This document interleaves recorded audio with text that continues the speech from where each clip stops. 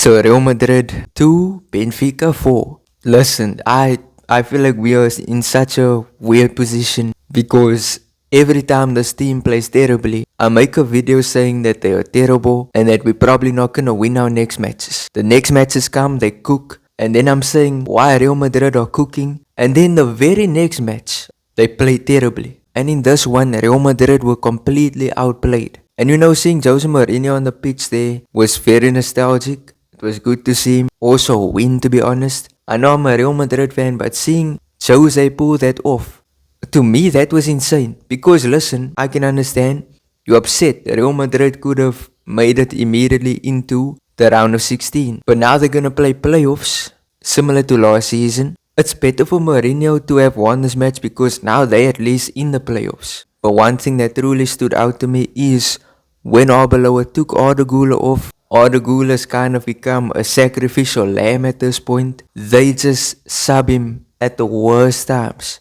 And it's not like Arbeloa is the first one to do this. Xabi also did this. I remember against Atletico, Arda Guler was cooking. Let me tell you something, if we kept him on that pitch, he would have absolutely cooked. Xabi takes him off, and then we lost. Now Arbeloa is doing the same things. The previous match against Villarreal, I'm not gonna lie, Arda Guler was cooking. He was playing good. Passing was excellent, skill was excellent.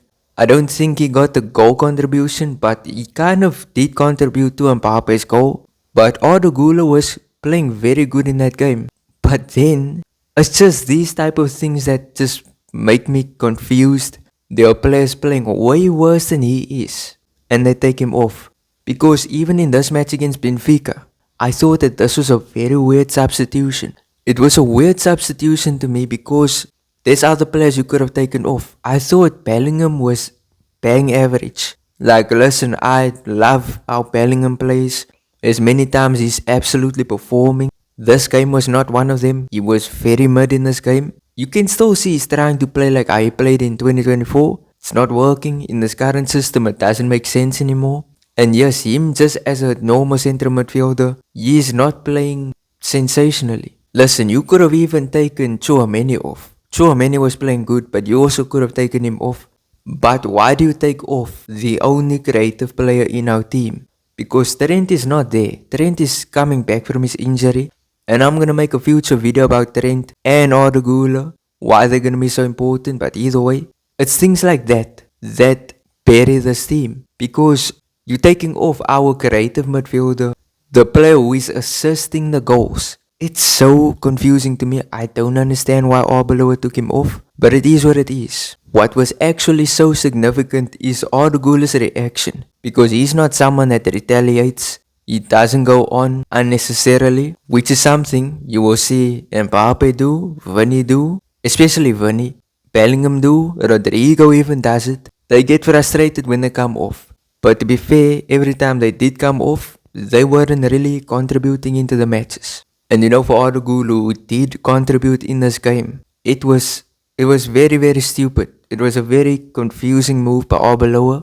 And yes, people can say Arda is starting to become like Vinny, trying to go against the coach. But I don't think it's the same situation. Vinny Jr., when he came off against Barca, his frustration was worse. It was way worse. It was like he went straight to Xabi and was still complaining. Like, you can be frustrated with you being subbed, but it's a different story to do it in the manager's face and to show disrespect. Now, Arda isn't that type of player. Matter of fact, he's not that type of person. So I think it's good that he's showing this frustration. Unfortunately, Arbeloa could just bench him now, but it also wouldn't make sense. Why are you benching a player who is contributing, who is in good form? And I overall do think he's a player that deserves respect. He's very good. He contributes in almost every match. He's putting up good numbers as well, but he just does not get the respect. I don't get it. There's players who are not contributing that stay on the pitch. Now also some of you can say, maybe it's favoritism. There has always been favoritism in Real Madrid. The star players are favorites, they fan favorites, and also the club owners and the president Perez, they also have favoritism to these players like Mbappe, Vinny, Bellingham. I swear I've not seen Bellingham come off at all this season. Like, that's not a joke. I don't think I've seen him get subbed off. And it's no matter how mud he can play, he's still a more favored player than Arda. And to be honest, I don't like how Arbeloa is handling the situation. Even after the match, he just blames himself. It honestly sounds like it's so forced. He's blaming himself for how bad these players are playing. And I don't even think his tactics are bad, I just think the players are not up to scratch. And you know, it's such a weird thing because in the media after the match, the players are blaming themselves. Arbeloa is blaming himself. So you can see they're all trying to take ownership in the situation, and to be honest, I think it's a good thing. But I won't lie, Arbeloa's comments, sometimes it sounds very forced. And like, speaking of the players, I found this picture of the ratings, and I think that these ratings are very accurate. They're so accurate because you see Mastantuano with a 5.5. Mastantuano was not in the game. He was not in the game. He was playing very bad, losing the ball. He did do a pre-assist for Mbappe's header, in which he passed to Asensio to Mbappe. But further on, that's the best thing I saw him do. Further on, losing the ball, directionless passing. Yeah, it's no doubt this was not Mastantuano's match. And earlier in this video, I said the reason why Benfica won is because they outplayed us. They outpressed us. Let's first get into that.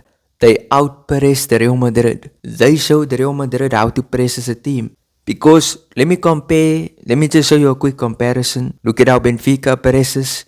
You can see it's high intensity and they win the ball back. That should show you why pressing is so valuable. But also, when it came to Real Madrid's pressing, in the beginning of the match, it was very nonchalant pressing. I didn't like it, to be honest. But after Benfica scored, then they started to push up the field, they started to press harder.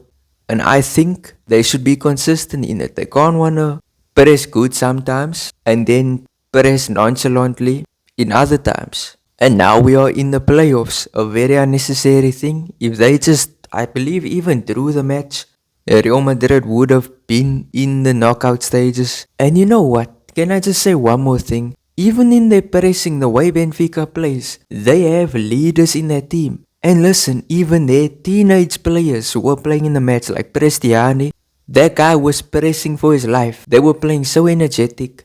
And to me, it comes from the top. It comes from the oldest players down to the youngest. Let's look at Real Madrid. In this match, who is the leader? Who is the leader? Valverde is the leader. That's it. You don't have a Benzema figure who will push the players saying, play harder, play better, and you know, make something right in their head. Valverde is not that. Valverde is not captain material. But also, tell me in the comment section what you agree with, what you disagree with, what you see differently. But further on, if you enjoyed the video, smash like on the video. It truly helps out the channel. Subscribe if you haven't, and peace out.